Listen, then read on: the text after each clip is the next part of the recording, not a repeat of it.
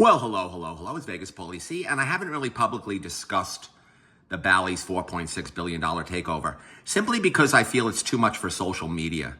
But on YouTube, it will play okay, and I want it in the record, because some of the stuff that I put into the record that's never addressed again turns out to be so ridiculously correct. For instance, standing in front of Chipotle 2 months ago and calling it the most overvalued company in America, and watching it go down 22%. You can go back and you can watch that video. But I'd like to talk about Ballys. Ballys is spending $1 billion of Standard General's money. Who is financing Standard General? I've spoken to some people in the gaming industry, and nobody knows where their Standard General money is coming from. I guess it's hedge fund money, and I guess $1 billion in New York is not much money. But to take $1 billion and to chase $3.6 billion in CCC-rated debt, that is just a fact that the debt for Ballys is rated at CCC on $3.6 billion. For those of you who don't know what CCC debt is, triple C debt is one step up from debt that is in default. So it's as low as you can go without being in default. Ballys had no cash flow last month, none, to pay that $3.6 billion interest. So here he is, despite what he describes as a soft market.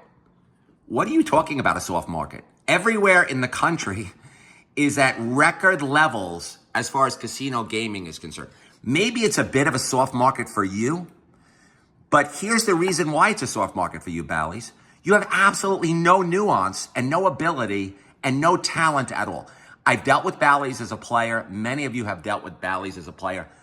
Sue Kim, in my opinion, feels that putting a slot machine on the floor that gives you an 88% return, an 86% return, an 89% return. Somebody sent me Chicago and they said it's 88% in Chicago. He feels that putting a slot machine on the floor with some fancy lights and bells and whistles and giving you an 88% return, he feels that's casino gaming. That is not the future of casino gaming, Sue Kim. The future of casino gaming is going to be someone who takes care of the players and gives them an opportunity to win. Mark my words.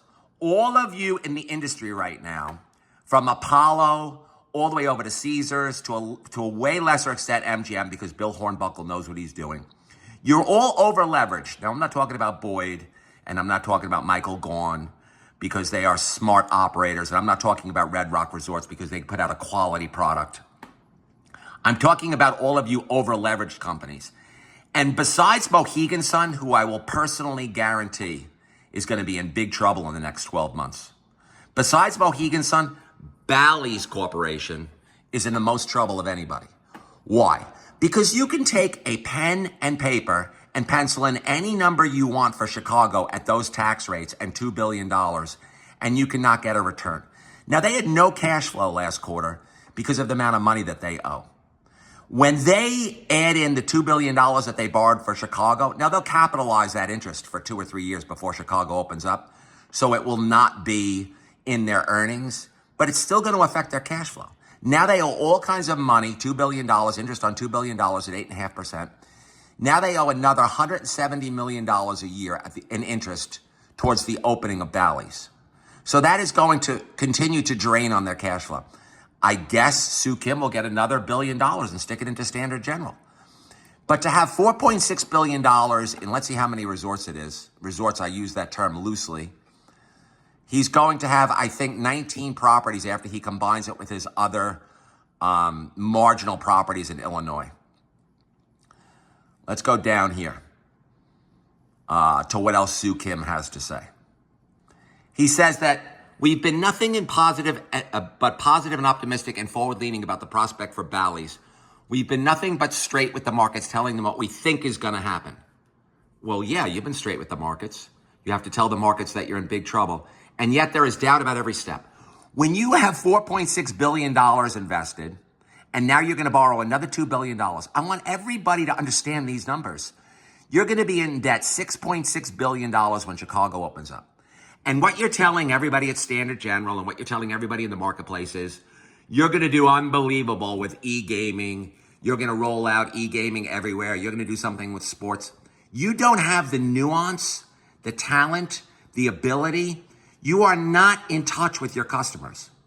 To be honest with you, in my professional opinion, and this is really talking out of my ass, your organization completely lacks the ability to connect with its customers. Why? Why was Steve Wynn such an amazing operator?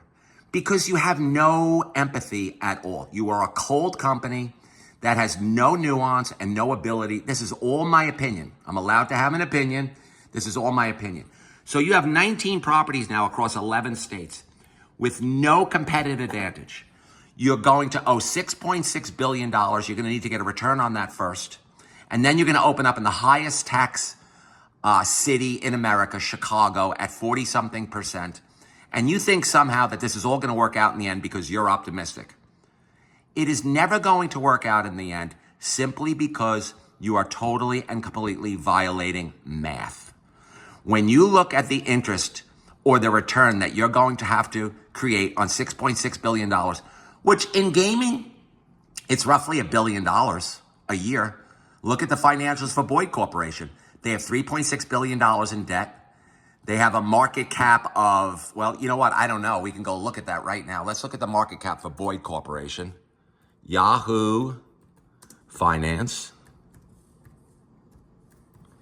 Let's look at Boyd because I don't want to talk out of turn. The market cap for Boyd, the enterprise value of Boyd Corporation is, here we go. I bet it's about $4 billion. Watch this. Okay, the market cap of Boyd is $5.7 billion. So Boyd has $5.7 billion in market cap and $3.6 billion in debt. So Boyd is about a $9 billion enterprise value company. They owe $3.6 billion and they make almost $1 billion a year in cash flow. How in God's name is Ballys going to get to $1 billion a year in cash flow when you're in Rhode Island where you pay 51% tax rate? You're going to be in Chicago paying 43% tax rate. You have no competitive advantage anywhere. If you open a $2 billion resort in Las Vegas, what's it going to do? It's just going to be another Fontainebleau at best. You're on the south end of the strip. You're going to have to invest all kinds of capital. You're going to have the $1 million a day in payroll that these large companies have in Las Vegas. You're not going to be able to draw anybody because you're 88 and 86 and 84% slot machines. Nobody cares. You're 6-5 blackjack. Nobody cares. You're 3-0 roulette and all the other games you're going to put on the floor. No competitive advantage. So now this is what you're telling everybody at Standard General. Don't worry about it. We're going to roll out iGaming, e-gaming. We're going to compete with DraftKings and FanDuel. No, you're not. No one's able to compete with DraftKings and FanDuel. We're going to have iGaming everywhere. iGaming in Illinois, they just raised the tax rate up to 30% or 30-something%. Any of these states, including New Jersey, there's actually a bill in New Jersey to raise the iGaming tax rate up to 30%. Any of these states where people are at home playing in their underwear, losing too much money, the states are just going to grab that money. All you are is a wildebeest on the African plains, and these states are jackals. And they're going to see you, and you're a really sickly wildebeest, Ballys. They're going to see you, and they're going to drag you down, and you're going to be the first one to die on the savannah. Vegas, Paul.